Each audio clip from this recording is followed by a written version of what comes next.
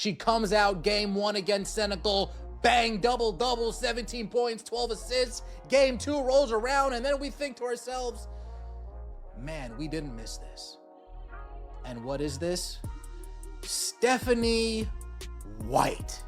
Caitlin Clark playing off ball. Man, that smells like Stephanie White. Caitlin Clark playing the small forward. And that reeks like Stephanie White. Wait, why is Caitlin Clark the 4 in this lineup? Definitely seems like Stephanie. 9 months. That's how long fans waited to see Caitlin Clark touch a basketball again. And when she finally stepped on that court in San Juan for FIBA qualifying, she delivered exactly what everyone came to see. 17 points, 12 assists, 6 rebounds in Game 1. The Caitlin Clark show was back. And then Game 2 happened, and suddenly, everyone remembered why they were frustrated in the first place. White. Caitlin Clark playing off ball. Man, that smells like Stephanie White. Caitlin Clark playing the small forward. And that reeks like Stephanie White. Wait, why is Caitlin Clark the 4 in this lineup? Definitely seems like Stephanie White. Wait, why are we not pushing the pace when Caitlin Clark's in the game? That is very reminiscent of Stephanie White. Stephanie White, we didn't miss you. Off ball, playing the 4, slowed down tempo. Every single decision that drove Fever fans insane during the regular season was back on full display. And the person making those decisions? Stephanie White. The same coach who was supposed to be spending this offseason building a championship roster, studying free agents, mastering the salary cap, and game planning for next season. Instead, she's in Puerto Rico coaching Team USA through FIBA qualifiers. Which raises an obvious question. What exactly are the Indiana Fever priorities right now? And then we get news from Scott Agnes following FIBA basketball. Scott, Fever fans, Stephanie White, Tamika Catching, Debbie Antonelli are serving as ESPN game analysts for the women's basketball tournament. Scott just doing his job, hyping up the team. However, that drew quite the backlash. Wait. Stephanie White's not focusing on the offseason? Wait. Stephanie White's not worried about building a roster? Wait. She's not diving into hours of footage about free agents and players. Scott Agnes, the Fever beat reporter, tweeted out what seemed like standard promotional content. Stephanie White serving as an ESPN analyst for the women's basketball tournament. Just doing his job, hyping up the organization.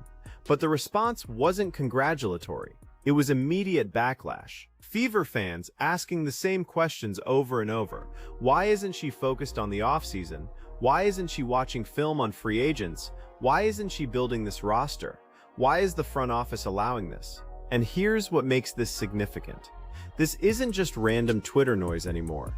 This is organized, sustained criticism from a fan base that watched their team make the semifinals last year and came away thinking their coach was the problem. Let's get right into it, shall we? Please like the video, let me know your thoughts in the comments section below, and subscribe to the channel. That would mean so much to me. Stephanie White.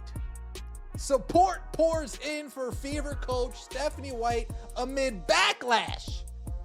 Indiana Fever fans are rallying behind coach Stephanie White after some intense criticism. The intense criticism? Fans saying, why aren't you paying attention to your team? Wait. On second thought. Support pours in for Fever coach Stephanie White amid backlash. That's the headline now making the rounds. When your coaching decisions become controversial enough that sports outlets are writing articles about fan sentiment, you've crossed a threshold. This isn't a few angry voices on social media. This is a movement within the Fever fan base that's been building since the middle of last season. The article tries to frame this as intense criticism over nothing. But let's be specific about what fans are actually saying. They're questioning why the Indiana Fever organization is allowing their head coach to take on multiple commitments during what should be the most critical offseason in franchise history. They're asking why a coach who just led the team to 24 wins is spending time as an ESPN analyst instead of preparing for a championship run with the biggest star in women's basketball. Indiana Fever head coach Stephanie White was with Caitlin Clark in San Juan, Puerto Rico for the FIBA Women's World Cup qualifying tournament earlier this month. While Clark led Team USA as the tournament MVP, White coached the squad on the sidelines. White is an assistant for USA Basketball as part of head coach Kara Lawson's staff. White helped mastermind Team USA's unblemished 5-0 record in the qualifiers as they head into the World Cup in Germany in September as the favorites to win it all. I could have masterminded 5-0 against the competition that the Team USA went up. Anybody. Here's what the article conveniently glosses over. Stephanie White was with Caitlin Clark in San Juan as an assistant coach for USA Basketball under Carol Austin. The article uses the word mastermind to describe White's role in Team USA going 5-0 in qualifiers. Mastermind. Against the competition Team USA faced in those qualifiers, my grandmother could have masterminded a 5-0 record. This wasn't strategic genius. This was Team USA doing what Team USA does against overmatched opponents. But here's the real issue buried in that article. White had a successful first season with Indiana in 2025, 24-20 record, most regular season wins in franchise history, won the Commissioner's Cup in July, made it to the semifinals. All of that is true. All of that is impressive on paper. And then comes the caveat that changes everything. White and the Fever achieved all that despite Clark's absence for the majority of the season.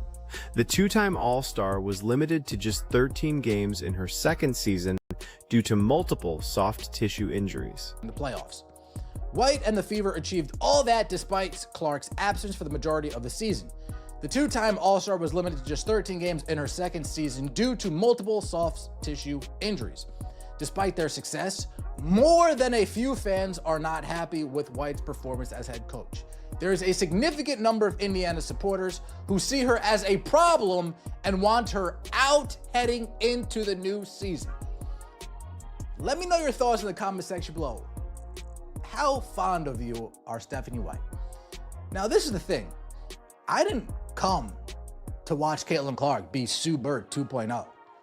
I didn't come watch to see Caitlin Clark be 15 points, 8 assists, 15 and 10. I didn't come to see 13 games. Caitlin Clark played 13 games last season because of soft tissue injuries, quad issues, groin problems. And here's what fans remember. Stephanie White kept putting her out there. Game after game, even when it was obvious Clark wasn't fully healed, even when her movement was compromised, even when the smart decision would have been to shut her down and let her recover completely. So when someone defends White by saying she was just trying to protect Caitlin Clark by taking the ball out of her hands and playing her off ball, fans have a very simple response. If you were trying to protect her, why did you march her out there with a quad that wasn't fully healed? Why did you play her when her groin was compromised? That's not protection. That's the opposite of protection. And this gets to the core of why 57% of Fever fans in a recent poll said Stephanie White is the problem, not Kelsey Mitchell, not roster construction, not injuries, the coach. Cody Banks. I knew I wasn't alone on this.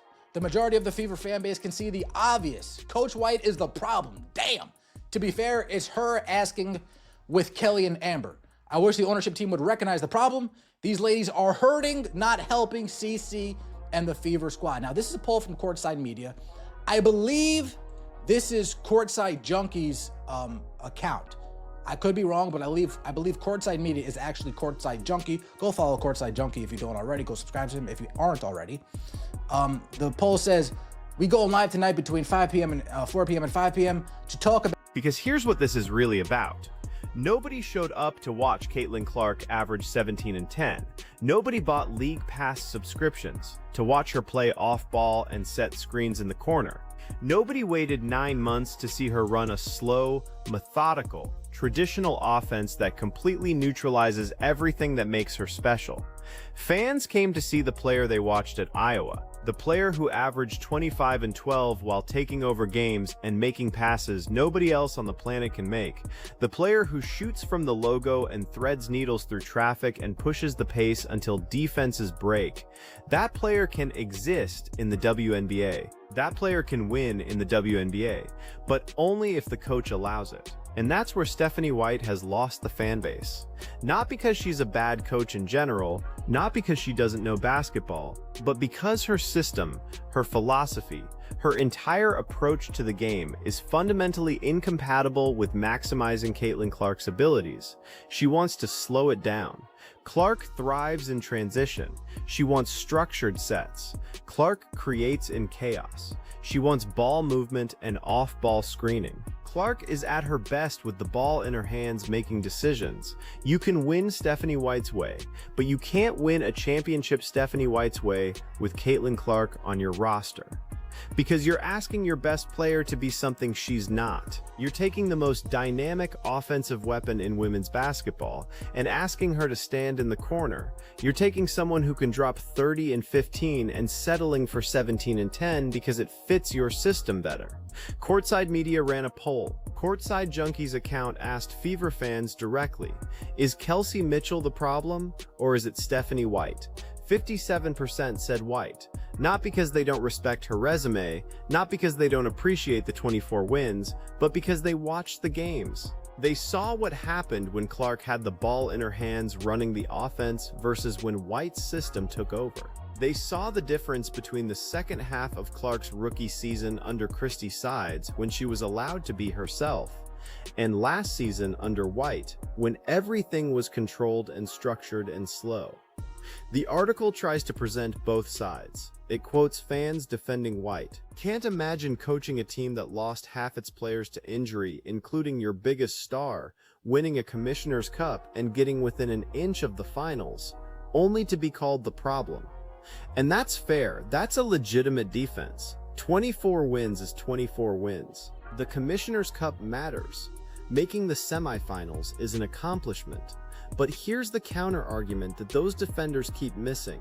What could this team have been if Clark was healthy and playing her game? What could they have accomplished if the offense was built around her strengths instead of forcing her into a system that minimizes them?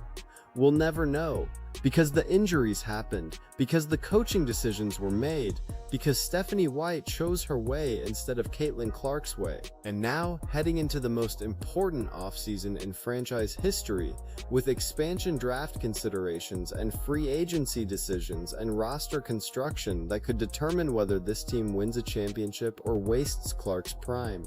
Their head coach is doing ESPN analyst work and coaching FIBA qualifiers. Maybe that's fine. Maybe she can handle multiple responsibilities. Maybe the front office has a plan and everything's under control.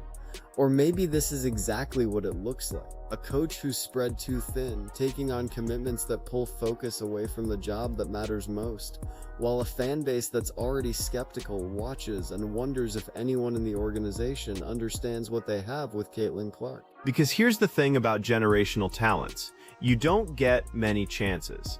You don't get to waste years figuring out how to use them. You don't get to run your system and hope they adapt. You build around them. You maximize them. You do everything in your power to put them in position to succeed at the highest level. The question Fever fans are asking is simple. Is Stephanie White capable of doing that? Or is she going to keep coaching the way she's always coached, running the system she's always run, and hope that Caitlin Clark is good enough to win anyway? Chicks Dig Scar Sports said it perfectly. They might win a championship, but it'll be in spite of Stephanie White. Not because of her. Because Caitlin Clark is that damn good.